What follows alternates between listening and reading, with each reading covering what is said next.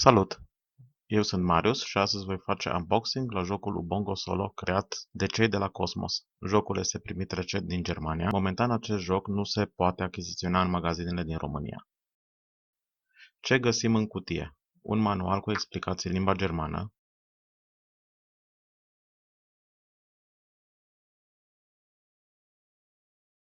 cincizeci de planșe față-verso cu dificultăți diferite,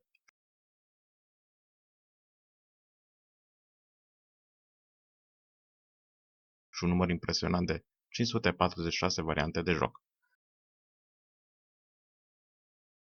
De asemenea, mai găsim și două planșe cu piesele pretăiate de o calitate foarte bună și 3 pungi cu fermoar pentru piesele de diferite forme.